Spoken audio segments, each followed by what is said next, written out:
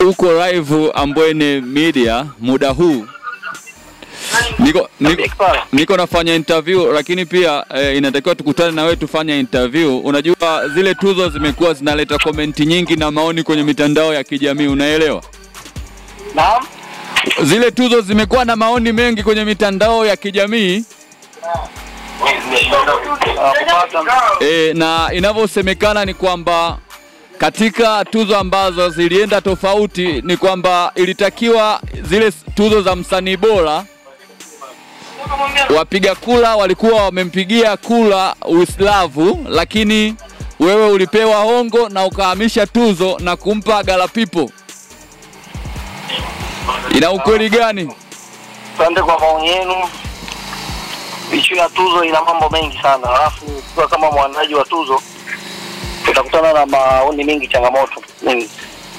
Alafu kama unataka ushahidi wa hongo ya tuzo, sipendi sana kumchafua mtu kama wao wanavyopenda kuchafua. Unajua watu wanakipokea changamoto, na kwa mtu akisema eti kula watu walipiga kula afu yeye kula zilikuwa, yani ina maana wewe ulikuwa yani wewe ulipiga kula na kujipa ushindi. Unajua kwenye kula kwenye watu 100 watu wanaweza kuwapigia kula watu kadhaa, ila kila mtu akaamini ameshinda kwa sababu yeye alipiga nini?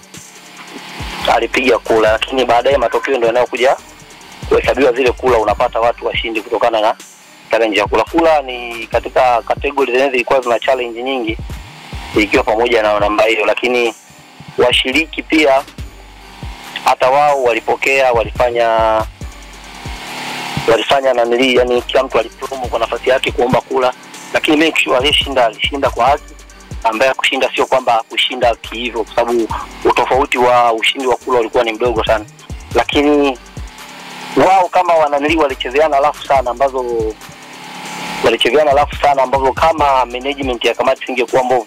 Mimi nina video za huyu anayesema yeye alishinda, akinipigia simu akanilipa offer ya 500,000.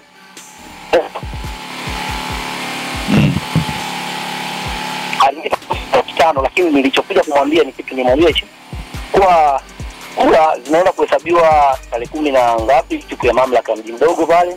Mimi sihusiki kwenye masuala ya kuhesabu nini kula, kwa sababu watu wanaohusika kwenye kategori ya waliosimamia kamati ya, kwa sababu watu waliosimamia uhesabuji wa kula, mimi mwandaji wa kula sikuwepo kwenye ile kamati, na ndio maana mkipo pale ukumbini unaona kula majina ya washindi yaliletwa na kiongozi upande wa serikali mamlaka mji mdogo ambaye anahusika na masuala ya entertainment, unaelewa, ambaye alikuwa ndo kama mwenyekiti wa ile kamati ya uhesabuji wa nini wa kula, na majina ya kula na majina ya washindi kupewa ukumbini.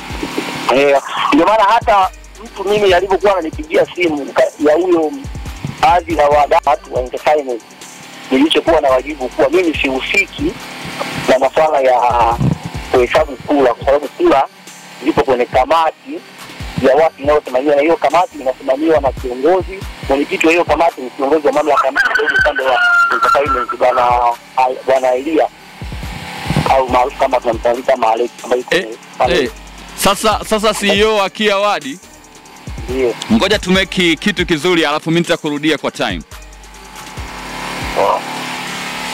Umeona bwana? Yeah. Anasema nyinyi pia mlitafuta shilingi 500,000 kwa ajili ya kuitaka tuzo. Mimi nimemsikia vizuri kabisa anachokiongea hapo. Sasa kitu ambacho mimi nataka kukisema, kwanza sitaki kabisa kuzizungumzia hizi tuzo. Umeshanisoma mwanangu. Yaani yeye anasema ana ushahidi wa kusema labda kuna mtu wangu mimi alimwambia anampelekea 500,000. Umeona? Mimi namwambieje? Huyo mtu amweke wazi kwenye interview. Mimi sina mtu. Yaani kama ningekuwa napeleka hela, nikwambie tu ukweli, ningeenda mimi kujihakikishia. Sio ni mtume mtu, na mtuma mtu wa nini? Yaani ningekuwa napeleka hela, nakwambia ukweli, ningekuwa napeleka hela, ningepeleka mimi moja kwa moja direct ya mwanangu, mimi nataka tuzo. Nijihakikishie unamtumeje mtu. Na huyo mtu kama kweli anasema huyo mtu tulimtuma sisi au nilimtuma mimi, amweke wazi. Umeelewa? Kwanza mtu ambaye ana campaign kusema siweti mimi nataka kushindana na Agala. Agala kiufupi hawezi. Umeona? Agala anaimba kawaida sana. Hawezi akashindana na mimi hata siku moja. Umeona? Waweke ngoma na ngoma waangalie. Kwa kiufupi tunasema hizi tuzo ajitahidi, aribuni vizuri. Akubali akatae kapu Yanga. Si mimi tunayetoa maoni ya hizi tuzo. Labda naweza kusema labda ni mimi tu. Umeona hizi tuzo watu wanaongea nje ya carpet. Tuzo kafeli. Umeona mwanangu? Yaani alibuni kitu kizuri bro. Mbona nilishamwambia hata yeye nikasema brother kabla ya kuingia mimi kwenye category za kugombaniana. Kwanza nilimwambia kwanza mmekosea. Mmeniandika bila ruksa yangu bila kujua. Mbona nilimwambia hata nikikufungulia message hapa. Mimi ninazo.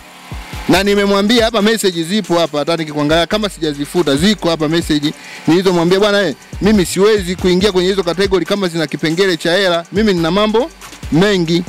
Akanijibu kimagumashi tu, lakini kumbe anachokifanya sio.